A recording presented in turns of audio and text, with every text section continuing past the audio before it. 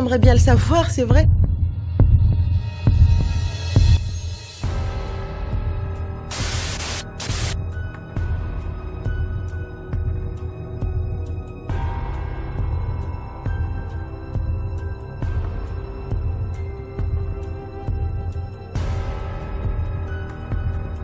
J'aimerais bien le savoir, c'est vrai. Mais j'ai des hypothèses. J'ai des hypothèses. Durant quelques prières, c'est Abu Bakr qui l'a présidé. Le jeudi, qui a précédé la mort du prophète. À ce moment-là, la douleur a été plus intense. Et les gens attendaient que le prophète n'a plus de nouvelles avec Al-Islam tout le reste de la journée, ce jeudi-là. Ni le vendredi, ni le samedi. Donc le prophète il commence à faire toutes les portes sur scène. Donc il y a une grande parole entre les deux grande discussion. Et qu'est-ce qui s'en sort? On sort de quoi? On sort que celui qui va traiter du prophète c'est un. Il a dit parmi les derniers mots qu'on a entendus du prophète, as-salat, as-salat, la prière, la prière.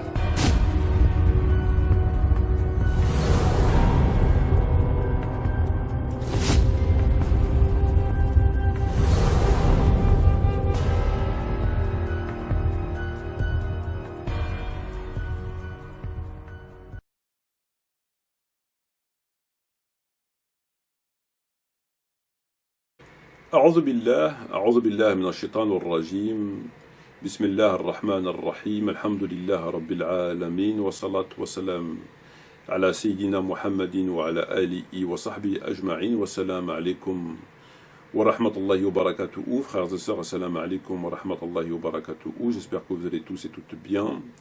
En ce début de soirée de ce jour de mercredi 11 décembre, et il est précisément 20h06. Bonsoir à toutes les personnes n'étant pas de confession musulmane qui écoutent cette présente vidéo.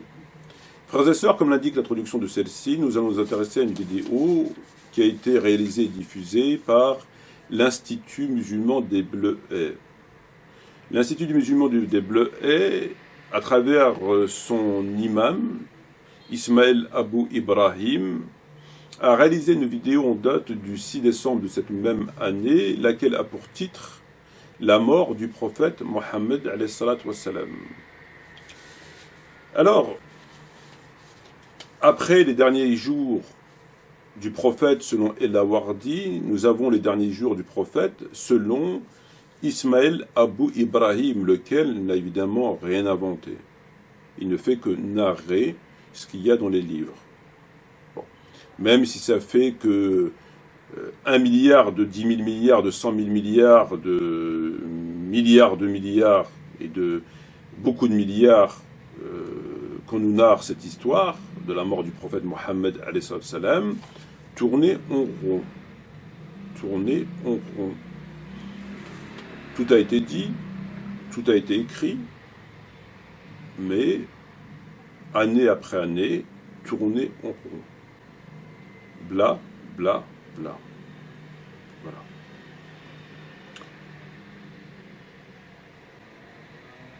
Alors, le point commun entre El-Awardi et Ismaël Abou Ibrahim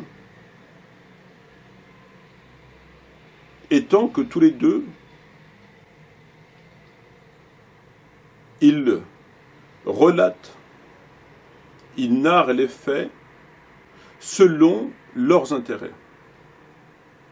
Et El-Awardi à travers son ouvrage, et Ismaël Abou Ibrahim au nom de sa secte, son obédience, que l'on connaît. La fameuse secte des intrigues et des combines douteuses. Et on va en faire la démonstration, Inch'Allah. Afin de faire dire au texte ce qui finalement ne disent pas. Afin de présenter les choses de façon tout à fait erronée, pourvu que le but soit évidemment atteint.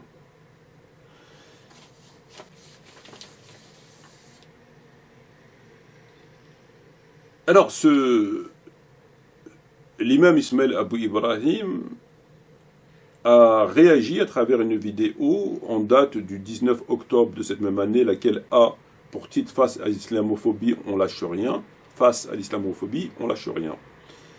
C'était durant la période de la polémique Zemmour, le hijab Zemmour, qui a conduit à la manifestation à Paris contre l'islamophobie. Alors celui-ci a réagi, puisqu'il a réalisé cette vidéo dans laquelle il demandait aux musulmans, enfin déjà il se plaignait, on nous insulte, on nous critique, machin, terrorisme, machin, un peu comme Eric Younous. Et donc il concluait son discours en disant aux musulmans, maintenant ça suffit, il faut aller vous plaindre. Allez vous plaindre. Donc ils sont un sursaut où le mort a été ressuscité le temps de cette pression. Lorsque ça touche eux individuellement, lorsque ça touche leur famille, lorsque ça touche leur mosquée. En dehors de ça, le monde peut s'écrouler. Et puis ils sont retournés à ce qu'ils savent faire de mieux, c'est-à-dire ronfler. Puisque depuis cette vidéo du 19 octobre, celui-ci a réalisé 2, 4, 6, 8, une douzaine de vidéos. Les titres, la pudeur et la foi. Question gênante posée au prophète. Ayez honte d'Allah comme il se doit. Pourquoi Allah m'éprouve? La mosquée, c'est aussi pour nos sœurs. Rappelle-toi ce jour, 3 petits points. La religion, c'est le comportement. Je ne prie pas parce que, 3 petits points. La mort du prophète. L'imam Aouza'i et l'handicapé. Comment être concentré durant la prière. Ainsi font les petites marionnettes. Ainsi font un petit tour et puis s'en vont. Il parle, avec la pression, la machin, il retourne un petit tour et puis s'en vont. Il retourne à ce qu'il sait faire de mieux, c'est-à-dire du vent, du blablabla. Aller ronfler, nous raconter des histoires, le plus souvent à dormir debout, rabâcher sur rabâchement, sur rabâcher, sur rabâchement. La médiocrité dans toute sa splendeur. Ils ont fait de la médiocrité un art. Médiocrité parce que on est quand même, rappelons-le, des musulmans. On a quand même, en théorie, en référence, le livre de Dieu. C'est quand même pas rien. On a quand même, par exemple, le prophète, entre autres, Mohammed, salam. Et on a des gens qui, en 2019, en France, passent leur temps à raconter des histoires et font mine d'appeler à la piété, à la crainte de Dieu, alors que du lundi au dimanche, tous les jours que Dieu fasse, ils commettent tous les kabaïr, dépourvus de toute ambition, jamais un pas en avant. Tout être humain, musulman, non musulman, quelconque, femme ou homme, a des ambitions dans sa vie. Acheter une maison, acheter une voiture, faire une association, aider sa communauté, peu importe. Ici, vous avez des gens qui n'en ont aucune. Blablabla, blablabla, blablabla, c'est tout. Alhamdoulilah, l'essentiel, c'est que ils se portent bien, ils mangent bien, ils sont au chaud, que le fric rentre, puis le reste, c'est de la médiocrité dans toute sa splendeur. Dans toute sa splendeur. Absolument zéro. Walou. Rien. Le monde peut s'écrouler, le monde s'écroule, il continue, comme si de rien n'était. Dès qu'ils ont un peu de pression, ils vont aller se plaindre, et dès que la pression descend, ils retournent à raconter leur salade. Alors, frères et sœurs, je vous parlais du ciseau. Et là, croyez-moi que le ciseau a été utilisé quand même. Moi, j'assimile ça à mentir sur le prophète. C'est mentir sur le prophète. Le fait à un moment précis, de cacher, de taire une chose qui est en rapport direct avec le prophète parce que ça ne nous arrange pas, c'est mentir sur le prophète. Et c'est exactement ce qu'il a fait. Durant toute sa vidéo, il va bien en amont de la mort du prophète, puisque sa vidéo commence à la prise de la Mecque, donc c'est bien avant la mort du prophète, et étape après étape, il nous explique comment la mort du prophète, comment tout a commencé, comment tout a fini. Il nous parle de la prise de la Mecque. Lorsque le prophète envoie Mu'adh ibn Jabal et il lui dit peut-être que quand tu reviendras, tu me trouveras prêché mort. Il parle de i'tikaf pendant 20 jours et non 10 jours, comme d'habitude il faisait le prophète toutes les années, mais là quand il allait mourir c'est 20 jours. Il parle de Jibril alayhi salam qui lui fait réciter 2 fois le Coran et non pas une fois comme toutes les autres années, donc c'est des signes de sa mort. Il nous parle du pèlerinage là du Hajj al-Wada' en leur disant le prophète que l'année prochaine je ne serai peut-être pas là. Il parle du verset aujourd'hui j'ai pas racheté votre religion, de la sourate Al-Fath. Il rend visite aux martyrs de Uhud avec l'invocation que l'on connaît. Il nous parle de le fait quand il a assisté à une janaza et qu'il rentra avec un fort mal de tête. Il avait du mal à prier. Il a dit à Abu Bakr de prier à sa place, de diriger la prière. Moura Abu Bakr yusali bin nas. Il nous parle du jour du jeudi où sa maladie s'est accentuée, elle est devenue plus intense. Il nous parle que le prophète a demandé à ce qu'on verse de l'eau sur lui, et qu'il a repris conscience pour s'évanouir ensuite. Il s'inquiète à ce que les gens ont prié. Lorsqu'il reprend connaissance, il dit à ce que les gens ont prié. Il a fait un discours sur le minbar en indiquant que Allah allait le rappeler, et Abu Bakr comprend à travers les propos qu'il parlait de lui. Que les douleurs du prophète devinrent plus intenses. Il leur donne quelques conseils. Il s'interroge sur la salat, à ce que les gens ont prié. Et puis, finalement, on se retrouve vendredi, samedi, dimanche, plus de nouvelles du prophète, jusqu'au jour où on voit, probablement le lundi ou le dimanche, peu importe, le rideau bouger, et le compagnon voit le prophète. Donc on va écouter rapidement ces extraits. Le prophète, alayhi salatu wassalam, c'est celui qu'Allah Azza wa Jal a envoyé en tant que miséricorde pour l'humanité entière. C'est celui qu'Allah Azza wa Jal a dit innaka mayyit. Certes, tu mourras. Wa innahum mayyitun. Et les gens mourront.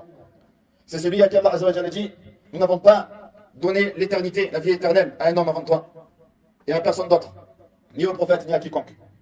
Tout vivant est amené à mourir. Sauf Allah Azza wa Jal huwa al-hayy alladhi la yamut. Allah Jalla est le vivant, celui qui ne meurt pas, qui n'est pas touché par la mort et qui n'est pas concerné par la mort. Jibril alayhi salam a dit au prophète ya Muhammad, vis autant que tu le souhaites, tu es amené à mourir. Aime qui tu veux, tu es amené à t'en séparer. Le prophète alayhi salam, après l'ouverture de Mecca, la conquête de Mecca, il a envoyé certains émissaires dans plusieurs pays. Et comme la parole d'Allah Azza wa Jalla s'est concrétisée, les gens sont entrés en masse dans la religion d'Allah. Le prophète alayhi salam envoie certains émissaires parmi eux Mu'adh ibn Jabal. Il l'envoie au Yémen. Et il lui donne la mission d'appeler les gens à Allah subhanahu wa ta'ala. Et il lui dit à Mu'adh, إنك عسى ألا تلقاني بعد عامي هذا ولعلك أن تمر بين أو بمسجدي أو بين مسجد هذا وقبري يا معاذ. Il se peut que à ton retour tu ne me trouves pas, que tu ne me rencontres pas, et que tu marches entre ma maison ou alors la mosquée du prophète alayhi salatu wassalam et ma tombe. Alors Mu'adh s'est mis à pleurer. Cette année-là, le prophète alayhi salatu wassalam, comme chaque année, il a accompli l'i'tikaf. Il accomplissait 10 jours, les 10 derniers jours de Ramadan. Mais là, le prophète alayhi salatu wassalam s'est recueilli dans la mosquée 20 jours. De même que Jibril alayhi salam, il avait l'habitude de lui enseigner le Coran chaque année, au moins une fois. Mais cette année, Jibril l'a fait 2 fois. Le prophète alayhi salatu wassalam, lorsqu'il a accompli son seul hajj, le pèlerinage, il leur a dit khudhu anni manasikakum. Prenez de moi vos rites. Fala'alli la alqakum ba'da 'ami hadha. Car il se peut que l'année prochaine, je ne sois pas des vôtres. Pendant cette période-là, Allah Azza wa Jal a révélé le verset, le jour de Arafat. Al-yawma akmaltu lakum dinakum wa atmamtu alaykum ni'mati wa raditu lakum al-islam dina. Aujourd'hui, j'ai parachevé pour vous votre religion. Elle est terminée. Et Omar ibn Khattab radiyallahu anhu s'est mis à pleurer. Baka Omar. On lui a dit, ma yubkik. Qu'est-ce qui te fait pleurer, Omar? Et il a dit, innahu laysa ba'da al-kamal illa an-nuqsan. Il n'y a rien après le parachèvement, si ce n'est la diminution. Durant la période de Tashriq, du sacrifice, Allah Azza wa Jal a révélé surat al-Fath. Idha ja'a nasrullahi wal fath. Le prophète alayhi salatu wassalam, après le Hajj, pendant le mois de Safar, a rendu visite au Shuhada Uhud. Et il a dit la dua que nous disons lorsque nous entrons dans un cimetière. Et il a dit inna bikum lahiquna insha'Allah. Nous allons bientôt vous rejoindre. Ensuite, le prophète alayhi salatu wassalam, quelques jours après, a assisté à une janaza. on a enterré un homme al-Baqi', un compagnon du prophète alayhi salatu wassalam. Et le prophète alayhi salatu wassalam, de retour de la janaza, a fait une khutbah, s'est adressé aux gens. Il a dit, Wallah la ma khafu alaykum an tushriku ba'di. Je ne crains pas que vous tombiez dans le polythéisme après moi. Walakin akhafu alaykum an tanafasu fiha. Mais ce que je crains pour vous, c'est que vous vous concurrenciez dans ce bas monde-là. Et après cette khutbah, le prophète alayhi salatu wassalam rentre chez lui et est pris d'une douleur à la tête. Le prophète alayhi salatu wassalam ici est pris d'une douleur à la tête. Et quand il rentre chez lui, il entend Aïcha, radiyallahu anha, qui dit Wa ra'sa. Wa ra'sa. C'est comme quand nous, quand on se plaint d'une douleur et qu'on dit j'ai mal à la tête. Et le prophète alayhi salatu wassalam dit Bal, ana wa ra'sa. Plutôt moi, j'ai mal à la tête. Si toi tu maries Aïcha avant moi, ça serait un bien pour toi. Moi, je m'occuperai de ta janaza et je vais pleurer le pardon d'Allah Azza wa Jal pour toi. Et Aïcha radiyallahu anha lui a répondu, Ummuna radiyallahu anha lui a dit, au contraire, Rasulallah, si je meurs avant toi, tu m'enterres et le soir même tu es avec tes épouses et tu m'as déjà oublié. Le prophète alayhi wassalam a souri à la réponse d'Aïcha radiyallahu anha. Lakin, budi'a al-waja'. Mais c'est à ce moment-là que la douleur du prophète alayhi wassalam a commencé à s'intensifier. Elle a duré quasiment 2 semaines. Cette douleur-là a duré 2 semaines. Le prophète alayhi wassalam se rendait à la mosquée, priait, mais a du mal à prier. Et il arrivait un jour où le prophète alayhi wassalam ne pouvait plus prier. Il n'arrivait plus à prier. Il a dit Mourou Abu Bakr, falyusalli bin nas. Dites à Abu Bakr de prier, de présider la prière. Aïcha radiyallahu anha disait Ya Rasulallah, inna Abu Bakr idha qama maqamak, lam yusmi' an-nas min al-buka. Ya Rasulallah, lorsque Abu Bakr préside la prière, les gens ne l'entendent pas tellement il pleure durant sa prière. Famur Omar, falyusalli bin nas. Ordonne plutôt à Omar de présider la prière. Le prophète alayhi wassalam réitère Mourou Abu Bakr, falyusalli bin nas. Ordonnez à Abu Bakr de prier. Aïcha recommence. Ordonnez à Abu Bakr de prier. Alors Aïcha dit à Hafsa, la fille de Omar, va lui dire que le prophète alayhi wassalam que Omar devrait présider la prière plus qu'Abu Bakr, parce qu'Abu Bakr ne fait. Et là le prophète alayhi wassalam radib. Inna kunna antum sawahib Yusuf. Vous êtes semblables aux femmes de l'époque de Yusuf. Mourou Abu Bakr falyusalli bin nas. Ordonnez à Abu Bakr de présider la prière. فقالت حفصة لعائشة ما كنت لأصيب منك خيرا. Jamais je n'atteindrai le bien avec toi. Abu Bakr radiyallahu anhu préside la prière. Durant quelques prières, c'est Abu Bakr qui la préside. Sauf qu'un jour où Abu Bakr est en train de présider la prière, le prophète alayhi wassalam, et il s'est rendu à la mosquée, il était accompagné de 2 personnes. Et ses pieds traînaient le sol tellement il n'arrivait pas à marcher. Alayhi salatu wassalam. Le prophète alayhi salatu wassalam se rendait à la mosquée, ses pieds traînaient au sol. Il se reposait donc sur 2 de ses compagnons, et ses pieds qui traînaient sur le sol, et il sera à la mosquée. Abu Bakr a voulu se retirer ou alors reculer afin de laisser la place au prophète alayhi wassalam. Mais le prophète alayhi wassalam il lui a indiqué de rester à sa place. Mais Abu Bakr radiyallahu anhu a quand même reculé et le prophète alayhi wassalam a présidé la prière. Abu Bakr suivait le prophète alayhi wassalam et les gens suivaient la prière de Abu Bakr radiyallahu anhu. Le jeudi qui a précédé la mort du prophète alayhi wassalam, à ce moment-là, la douleur a été plus intense. Et les gens attendaient que le prophète alayhi wassalam sorte afin de présider la prière. Le prophète alayhi wassalam pose la question. Assemble nas, les gens ont-ils prié? Là, ils sont en train de t'attendre, ya Rasulallah. Ils sont en train de t'attendre à savoir est-ce que c'est toi qui vas présider la prière, oui ou non. Alors le prophète alayhi wassalam dit versez de l'eau sur moi. Il s'est mis dans une bassine, on a versé de l'eau sur lui. Il s'est levé et s'est évanoui. Ensuite, il reprend connaissance. Assemble nas, les gens ont-ils prié? Non, ya Rasulallah, ils n'ont pas prié. Alors le prophète alayhi wassalam demande à ce qu'on verse encore de l'eau sur lui, jusqu'à ce qu'il soit en forme. Et il sort, Assemble bin nas, wa khatabahum. Il a prié et ensuite il a tenu un discours. Il leur a dit Inna Allah khayra abdan bayna ad-dunya wa ma 'indah. Fakhtara ma 'inda Allah. Il y a un serviteur à qui Allah Azza wa Jalla lui a proposé de choisir ce bas monde ou alors ce qui est auprès d'Allah. Et ce serviteur a choisi ce qui est auprès d'Allah. Fabaka Abu Bakr radiyallahu anhu. Abu Bakr radiyallahu anhu s'est mis à pleurer. Et les gens disent pourquoi pleure-t-il? Qui ne préférait pas ce qui est auprès d'Allah contre ce qui est auprès d'Allah ou alors ce bas monde? Bien sûr ce qui est auprès d'Allah Jalla ala. Mais Abu Bakr radiyallahu anhu a compris que c'était le départ du prophète alayhi salatu wassalam et qu'ils allaient les quitter. Et quand ils ont dit Kana Abu Bakr a'lamana, mais Abu Bakr radiyallahu anhu c'était le plus savant d'entre nous. Il comprenait ce qu'on ne comprenait pas. Il comprenait que cet homme-là était le prophète alayhi salatu wassalam. Et c'était le jeudi, washtad al-waja'. La douleur était plus intense. Il a d'abord enjoint sa communauté. Il leur a donné quelques conseils. Parmi ces conseils, c'était as-salat. Il a dit parmi les derniers mots qu'on a entendus du prophète alayhi salatu wassalam, as-salat, as-salat. La prière, la prière. La dernière injonction du prophète, c'était sur la salat, l'importance de la prière. Il a également enjoint sa communauté qui, lorsque la mort se présente à elle, d'avoir, à toi plutôt, lorsque la mort se présente à toi, d'avoir un bon soupçon, une bonne opinion d'Allah Azza wa Jal. La yamut ahadukum illa wa yuhsinu dhann billah. que l'un d'entre vous ne meure pas sans avoir une bonne opinion d'Allah subhanahu wa ta'ala. فاشتد الوجع برسول عليه الصلاة والسلام وانقطع عن أصحابه بقية اليوم ويوم الجمعة ويوم السبت ويوم الأحد. Et après, ce moment-là, on n'a plus de nouvelles du prophète عليه الصلاة والسلام tout le reste de la journée, ce jeudi-là. Ni le vendredi, ni le samedi, ni le dimanche. Plus de nouvelles du prophète عليه الصلاة والسلام. Et les gens donc sont angoissés car il dit le prophète عليه الصلاة والسلام. C'est la première fois que le prophète عليه الصلاة والسلام est présent et que autant de jours il ne préside aucune prière, alors qu'on sait qu'il est juste là, derrière ce mur, mais on ne sait pas ce qui se passe. Personne ne savait ce qui se passait. Personne ne savait ce qui se passait jusqu'à le Fajr. Abu Bakr continue à présider la prière. Radiyallahu anhu. Et pendant qu'il préside la prière, on voit le rideau du prophète alayhi sallam bouger, et derrière ce rideau, le prophète alayhi sallam en train de regarder sa communauté et qui sourit. Et à ce moment-là, les Sahaba, ils étaient distraits dans leur prière. Ces Sahaba, ces compagnons qui n'ont jamais été distraits. Rijal, la tulhihim tijaratun, wala bay'un an dhikrillah, wa iqami salah, wa ita'i zakah.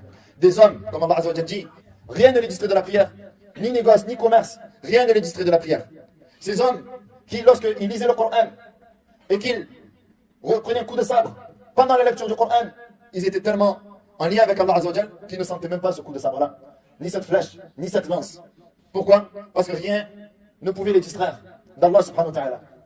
Sauf le jour où ils ont vu le prophète alayhi salatu wassalam, ils ont été pris d'une joie pas possible. Ils ont vu le prophète alayhi salatu wassalam sourire. Le prophète alayhi salatu wassalam va mieux. Alhamdulillah, ils étaient distraits, ils ne savaient plus où ils étaient durant leur prière. Et le prophète alayhi salatu wassalam a souri, ensuite a fermé le rideau. Donc tout le monde pensait que le prophète alayhi salatu wassalam allait mieux. D'ailleurs, Abu Bakr radiyallahu anhu est parti à quitter la mosquée de Médine et s'est rendu à l'extérieur, dans un autre quartier, dans une autre contrée dans notre quartier de Médine. Al-Muhim. Et à ce moment-là, Ibn Mas'ud radiyallahu anhu rentre chez le prophète alayhi sallam et il dit: Ya Rasulallah, innaka tu'ak wa'akan shadida. Ya Rasulallah, tu as l'air de souffrir d'une grande souffrance. Et le prophète alayhi sallam il dit: Ajal, ya Ibn Mas'ud. Oui, Ibn Mas'ud. En effet, je souffre comme souffrent deux hommes parmi vous. J'ai la souffrance de deux hommes et non pas d'une seule personne. Alors Ibn Mas'ud dit: Ya Rasulallah, dhalika anna laka ajrayn.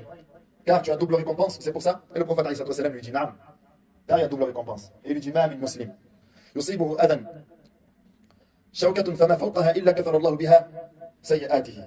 Il n'y a aucun musulman qui est touché par une épreuve, quelle que soit cette épreuve-là, ne soit-ce qu'une épine, voire au-dessus, sans qu'Allah Azza wa Jal ne lui expie ses péchés. Anas radiyallahu anhu rapporte alors qu'il était le servant du prophète alayhi sallam. Il était à ses côtés durant les derniers moments.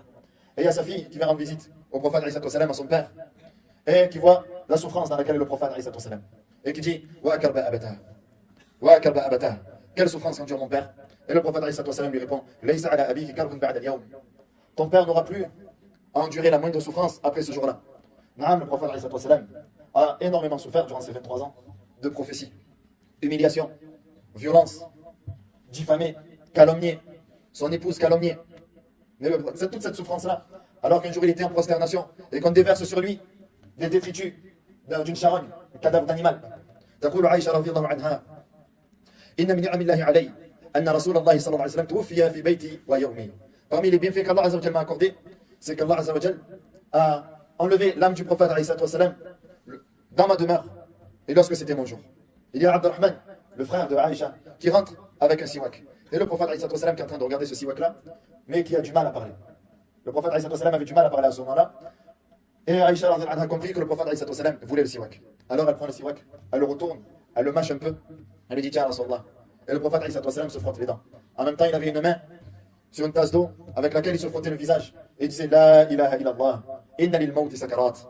La ilaha illallah. Certes, la mort a ses affres, a son agonie. Inna lil mawti la sakarat.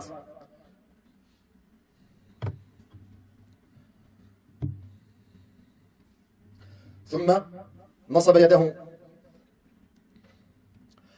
Le prophète alayhi sallam disait: La ilaha illallah, inna lil mawti la sakarat. La ilaha illallah, inna lil mawti la sakarat. La mort a ses affres. Ensuite, le prophète alayhi sallam murmurait doucement et il disait: Fi rafiq al-a'la, fi rafiq al-a'la, fi rafiq al-a'la.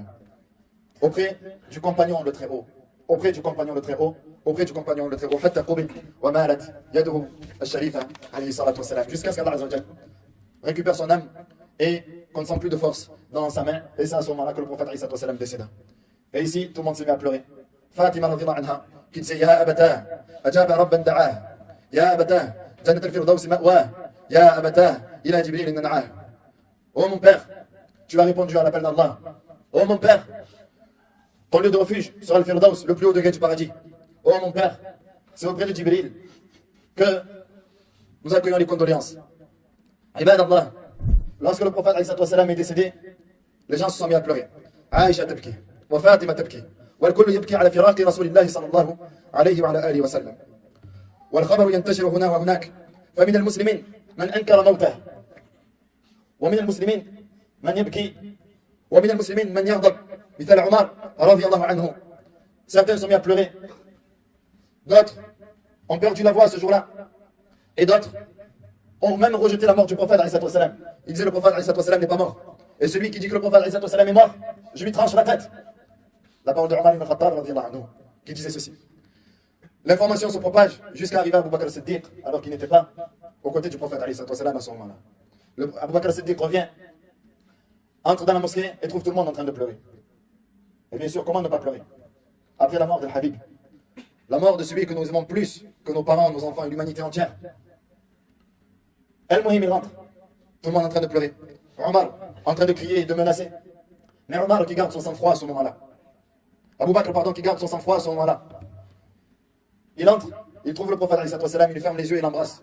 Il lui dit Tibta hayyan aw mayyitan, que ton odeur est bonne, que tu sois vivant ou mort. Et par Allah, tu ne goûteras pas deux fois à la mort.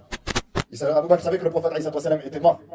Et il savait que c'était à lui de ne pas fléchir et de montrer l'exemple à ce moment-là. فخرج من بيت النبي عليه الصلاة والسلام وخطب الناس. Il sort de la demeure du prophète alayhi salatu wassalam et s'adresse aux gens. Il sort de la demeure du prophète alayhi salatu wassalam et s'adresse aux gens et dit Escouti Omar. Omar garde le silence. Et Omar ne garde pas le silence. Escouti Omar. Omar, tais-toi. Et Omar ne se tait pas. Alors Abu Bakr al-Siddiq radhiyallahu anhu dit من كان يعبد محمدا فإن محمدا قد مات ومن كان يعبد الله فإن الله حي لا يموت ثم تلا قول الله تعالى إنك ميت.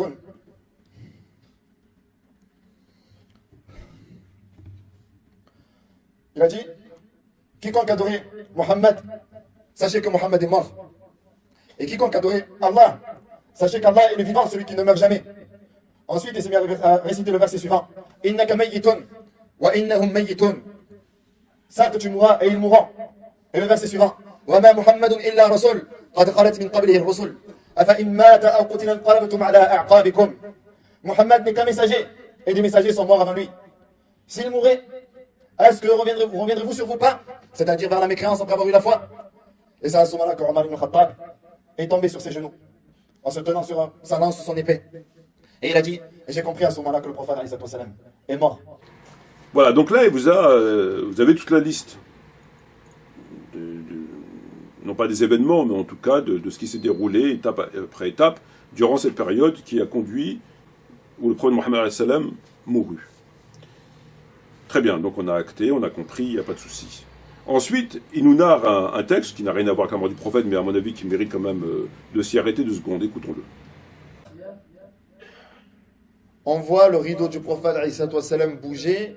Derrière ce rideau, le prophète alayhi salatu wassalam en train de regarder sa communauté et qui sourit. Et à ce moment-là, les sahaba, هم المسلمون أن يفتنوا في صلاتهم كما قال أنس بن مالك رضي الله عنه. Ils étaient distraits dans leur prière. Ces sahaba, ces compagnons qui n'ont jamais été distraits.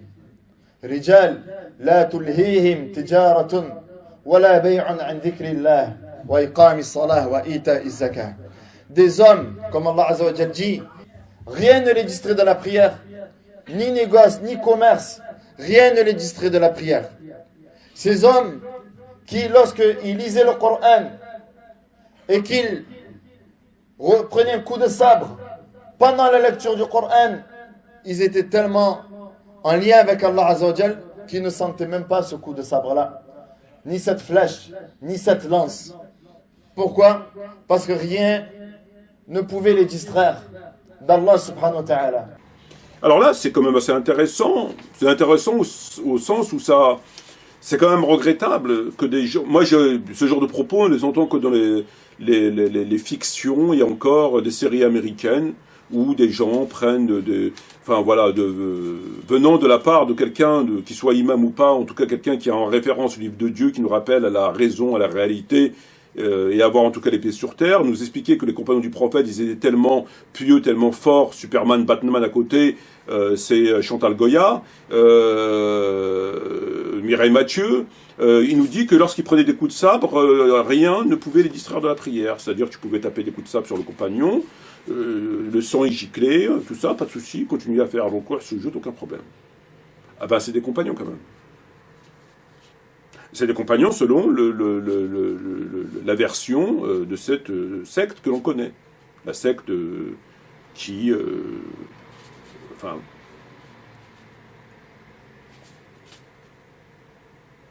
Après, est-ce qu'ils prennent des coups de Kalachnikov? Est-ce que ça leur fait ni chaud ni froid? Bon, c'est ce qu'il nous dit pour nous. Ils prennent des coups d'épée, des coups de sabre, ils ne sentent rien.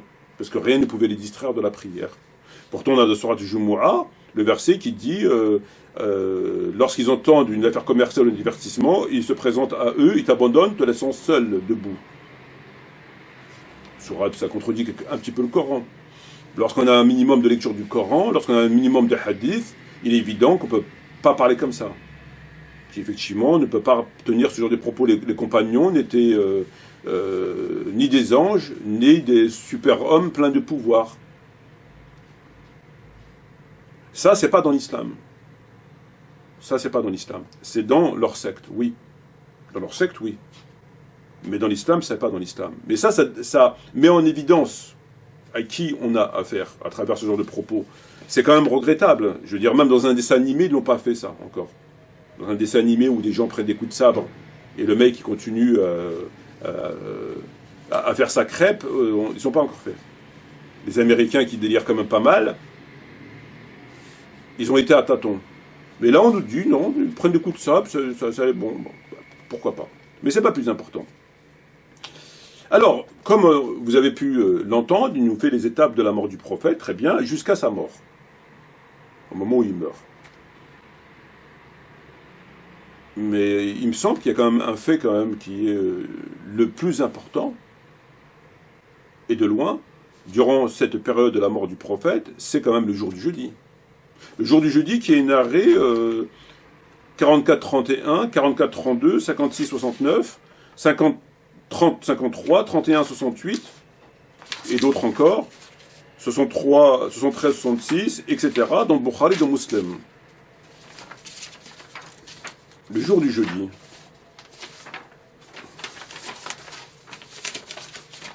Ibn Abbas, à l'article de la mort, et au moment où il y avait quelques hommes dans la maison, Omar ibn Khattab était présent, le prophète a dit, venez, je vais vous écrire un écrit qui vous empêchera de vous écrire après ma mort. Omar dit, le prophète est dominé par le mal domine le prophète. Nous avons le livre de Dieu suffit. Les présents divergèrent et se disputèrent. Les uns disaient, approchez-vous, afin qu'il vous ait dit que c'est écrit, et les autres disaient, comme disait Omar, une fois les divergences et les disputes devinrent nombreuses, donc le ton s'est levé, le boucan, en présence du prophète, il leur dit, sortez, allez-vous-en. Ibn Abbas a dit, tout le malheur réside dans l'obstacle fut adressé au prophète. Il a qualifié ça de razia, razia. Tout le malheur, c'est qu'on a empêché le prophète de quoi dicter. Alors ce texte qui est présent dans Bukhari Muslim, et qui est un texte le plus important, en tout cas à mon sens, durant cette période, l'imam Ismaël Mounir, Abu Ibrahim, il ne le raconte pas dans son histoire. Il n'y a pas du jour du jeudi. Le ciseau est passé par là. Pour vous raconter le reste, oui, mais le jour du jeudi, il n'y en a pas. Il n'y a pas. C'est ce qu'on appelle mentir par omission sur le prophète. Tu te proposes de nous raconter toutes les étapes. C'est pas, tu viens, tu nous racontes un truc rapidement comme ça, on peut dire que ce n'était pas le but de ta démonstration.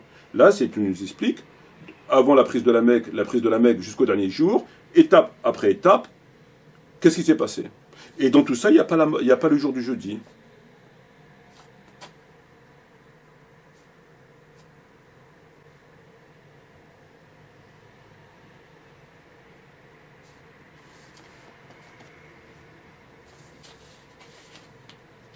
Est-ce que c'est normal? D'ailleurs, pour reprendre un autre texte qui va conforter cette suspicion que l'on peut avoir, enfin que j'ai à la rencontre, c'est qu'il nous dit dans cet extrait qu'il demande,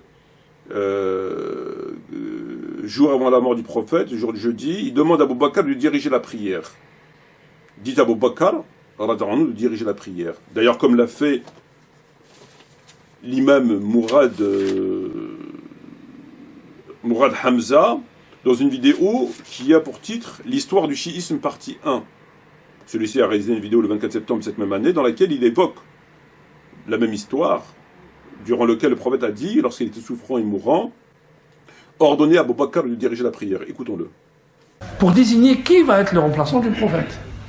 Et si vous vous souvenez, quand vous lisez le décès du prophète à la fin de sa vie, le prophète, quand il n'arrivait plus à faire la prière, qui c'est qui avançait, que le prophète avançait pour Abu Bakr?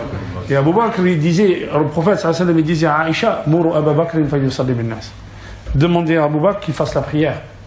Et Aïcha lui dit, Aïcha c'est son père Abu Bakr, dit Rasulullah. Abu Bakr c'est quelqu'un de raqiq, c'est quelqu'un qui a le cœur fin, qui commence à pleurer dès qu'il lit le Coran et tout. Alors, Mourou Abu Bakr falyusalli bin nas. Ordonnez à Abu Bakr qu'il fasse la prière à la place du prophète sallallahu alayhi wa sallam. Et elle refait Aïcha. Et Rasul sallam est en colère, il dit Inna kunna akhawatu Yusuf. Vous êtes les tentatrices de Yusuf. Demandez à Abu Bakr de faire la prière. Et puis un jour, le prophète sallam, Abu Bakr n'était pas là, qui c'est qui passe? Omar. Et le prophète il voit ça, il dit Ya'ballahu hada wa rasuluh. Allah il n'aime pas ça. Allah il refuse ça. Et son prophète aussi. Que Omar il prenne les devants devant Abu Bakr. Prier, mais a du mal à prier. Et il arrive un jour où le prophète ne pouvait plus prier. Il n'arrivait plus à prier. Il a dit Mourou Abu Bakr falyusalli bin nas. Dites à Abu Bakr de prier, de présider la prière. Aïcha radhiyallahu anha disait Ya Rasulallah, inna Abu Bakr idha qama maqamak lam yusmi' an-nas min al-buka. Ya Rasulallah, lorsque Abu Bakr préside la prière, les gens ne l'entendent pas tellement il pleure durant sa prière. Famur Omar falyusalli bin nas. Ordonne plutôt à Omar de présider la prière. Le prophète réitère Mourou Abu Bakr falyusalli bin nas. Ordonnez à Abu Bakr de prier. Aïcha recommence. Ordonnez à Abu Bakr de prier. Alors Aïcha dit à Hafsa, la fille de Omar, va lui dire que le prophète que Omar devrait présider la prière plus qu'Abu Bakr, parce qu'Abu Bakr le fait. Et là le prophète radib. Inna kunna antum sawahib Yusuf. Vous êtes semblables aux femmes de l'époque de Yusuf. Mourou Abu Bakr falyusalli bin nas. Voilà. Alors donc tous deux, conformément à ce qui est écrit dans le Bukhari Muslim, parce que tous les deux n'ont rien inventé, ils évoquent cette période, ce moment où le prophète dit demandez à Abu Bakr radhiyallahu anhu de diriger la prière. Et Aïcha s'interpose, comme nous l'avons entendu. Mais là encore,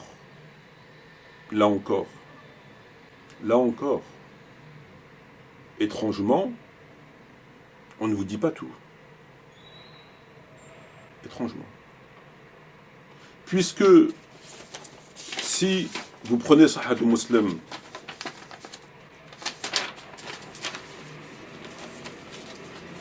page 348. Quand le messager d'Allah entra dans ma demeure, il dit ordonnez à Abu Bakr de diriger la prière. J'interviens, donc c'est Aïcha qui parle. Au messager de Dieu, Abu Bakr est un homme sensible. Quand il récite le Coran, il ne peut retenir ses larmes. Si tu désignais un autre qu'Abu Bakr, par Allah, ma seule crainte était... Voilà. Donc ici, le texte que l'on connaît, c'est que c'est interposé en disant, et c'est repris par aussi bien Mourad que l'autre imam de Marseille, que lorsque Aïcha s'est interposée, c'est parce qu'elle a dit que son père, il est sensible. C'est ça la raison pour laquelle Aïcha s'est interposée. Elle dit mon père, il est sensible, et quand il lit le Coran, il va pleurer. Donc il y a Omar de diriger la prière. Et l'histoire s'arrête là. Sauf que c'est faux. Là encore, c'est faux. Alors, si tu disais un autre qu'Abu Bakr, par Allah, ma seule crainte était que les gens ne voient un mauvais présage dans la première personne qui occuperait la place du messager de Dieu. J'essayais de l'en dissuader à 2 ou 3 reprises, mais il insista qu'Abu Bakr dirige la prière, vous êtes certes comme les femmes de Youssouf.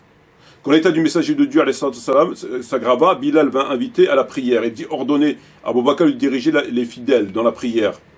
Je suggérerai au messager de Dieu, Abu Bakr est un homme sensible, s'il prend ta place, il ne fera pas entendre les gens. Pourquoi ne désignes-tu pas Omar? Mais il dit ordonner à Abu Bakr de diriger la prière.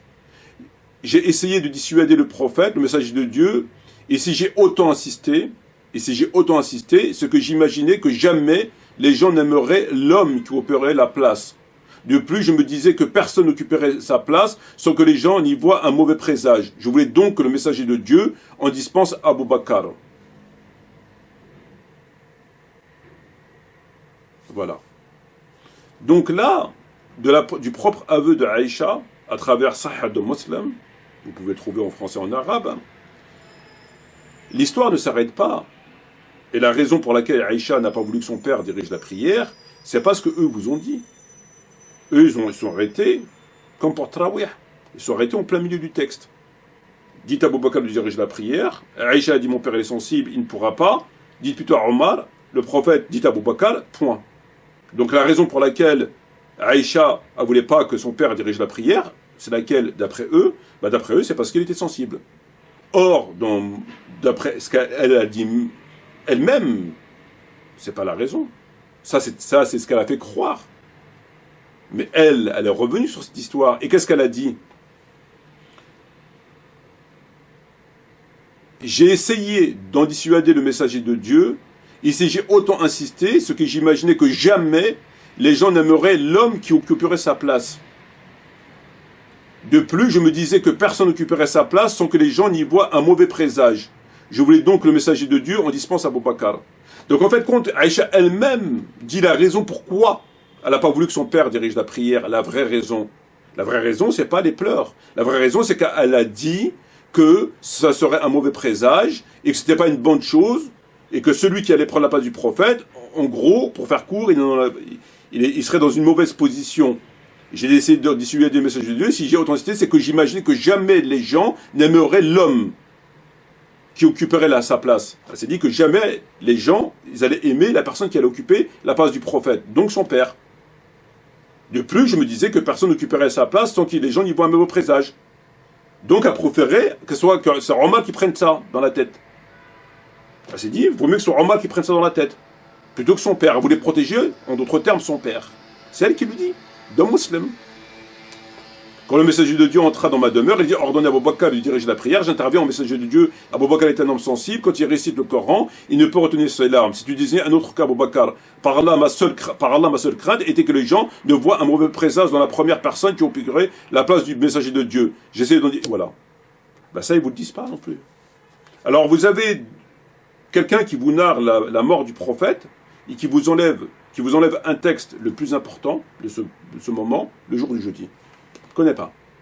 Alors c'est un imam, il est censé avoir au moins lu une fois dans sa vie Bukhari, tout le monde le connaît, le Bukhari, ce texte il est répété 3, 4, 5, 6 fois dans le Bukhari, c'est l'événement le plus important, c'est beaucoup plus important que ce que tout nous a raconté, mais non, il ne connaît pas. Ah ben il l'a enlevé.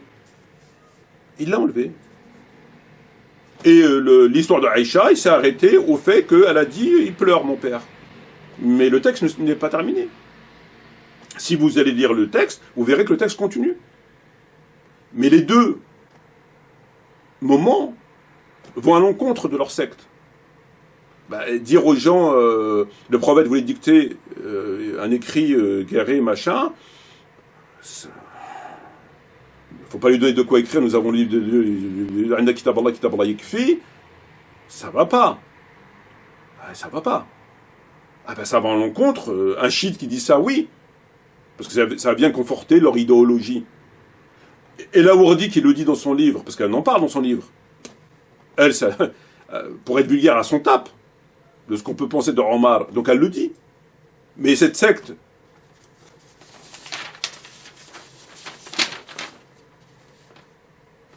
des intrigues et des combines douteuses, ce texte, il va à l'encontre.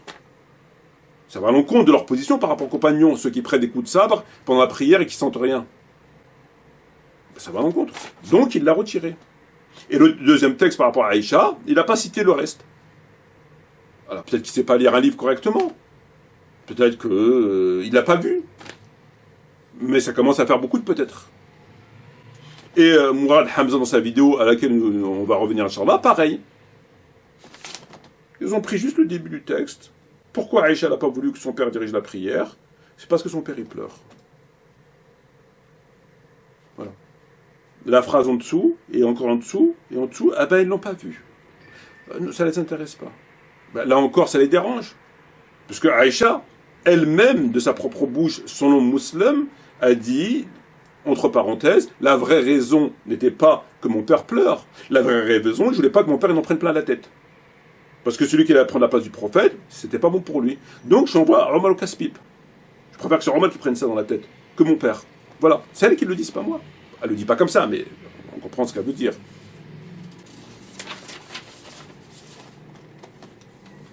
Voilà. C'est merveilleux.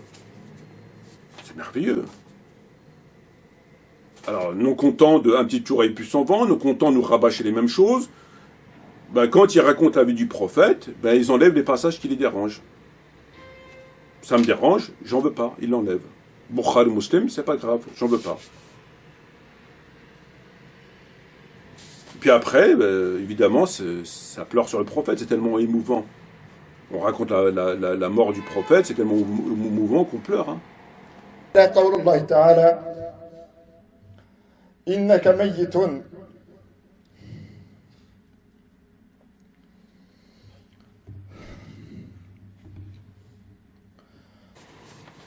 Voilà. Si ça, c'est pas de la falsification, c'est pas mentir sur le prophète, c'est quoi? Systématiquement, on l'a vu avec Yunus, on l'a vu avec d'autres, systématiquement, quand un texte, quand un verset, quand un hadith, sahih, il va à l'encontre de leur idéologie, de leur secte, ils l'écartent. Ils le falsifient. Le plus souvent, ils prennent le ciseau. On l'a vu pour Tarawih, on l'a vu pour Muawiyah, on vient de le voir ici. Qui peut croire à une seule seconde que il n'a pas fait attention? C'est l'événement de ces derniers jours du prophète. C'est l'événement. C'est tellement important qu'Ibn Abbas, il pleurait. Quand il a raconté cette histoire, Raziya, Kula Raziya, il pleurait. Donc c'est quand même pas rien. Comment ne passer à côté, comment ne pas le narrer? C'est pas possible. Tu peux pas narrer les derniers jours du prophète et enlever ce texte. C'est une trahison, c'est un mensonge sur le prophète. C'est de cacher la vérité. Cette vérité qui les dérange. Puisqu'à va, je me répète, à l'encontre de leur secte. Donc il l'a enlevé. Et après, il fait mine de pleurer. Donc on écarte des textes sur le prophète. On devrait pleurer sur le jour de jeudi.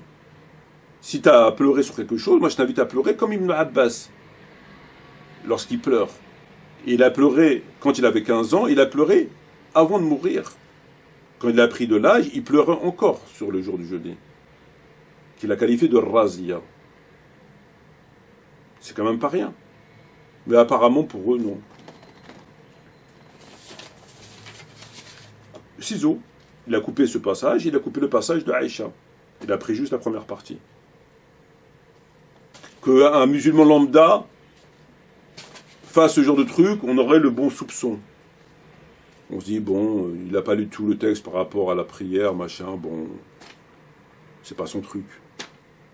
Mais même El Awardi, qui, elle, travaille pour d'autres machins, roule pour d'autres personnes, elle le connaît.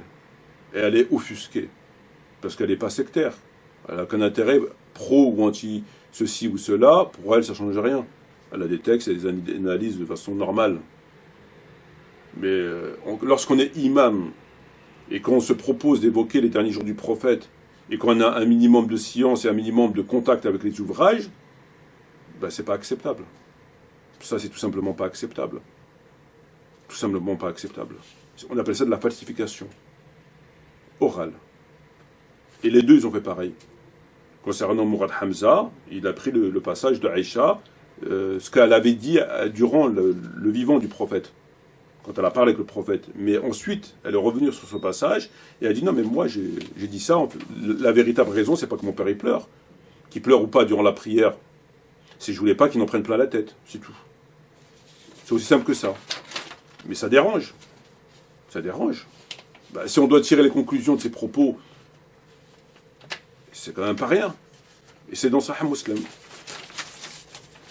J'ai essayé d'en dissuader le messager de Dieu, et si j'ai autant insisté, c'est que j'imaginais que jamais les gens n'aimeraient l'homme qui occuperait sa place. De plus, je me disais que personne n'occupe sa place sans que les gens y voient un mauvais présage. Je voulais donc le messager de Dieu en dispense à Abu Bakr, et qu'elle a envoyé Omar. Puis si vous pouvez baisser le son de vos baffes dans les mosquées, parce que franchement les oreilles, j'ai écouté la vidéo, je veux dire, on dirait un concert de rock'n'roll. Pour ça vous êtes fort. Hein. Ouais, ouais. Vous êtes très fort. Continuez à vous amuser. Continuez à vous amuser, continuez à mentir sur le prophète, continuez à cacher, continuez à jouer avec les textes, continuez à tromper les gens. Vous porterez leur fardeau et vous porterez vos fardeaux, sans rien diminuer au fardeau de ceux qui sont là, la bouche ouverte, et qui vous laissent raconter ces trucs sans aucune réaction. Sur ce, je vous dis, wassalamu alaikum wa rahmatullahi wa barakatuh.